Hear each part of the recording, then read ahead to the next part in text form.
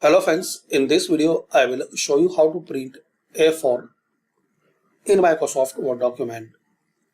So firstly click on layout, size, and here select A4. Now press Ctrl P.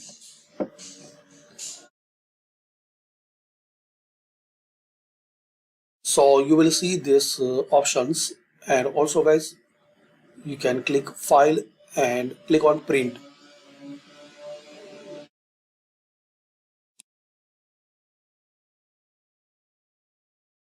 And here is the option A4. Click on this drop down and select A4.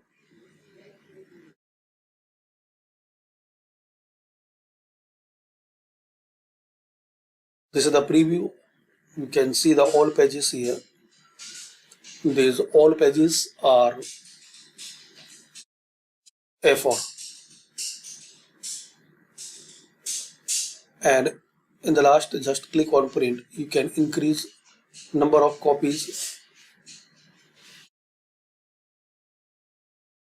You can select your printer, then just click on print. So this is the method guys. You can print A4 paper size in Microsoft Word document. Thanks for watching. Comment this video useful for you or not.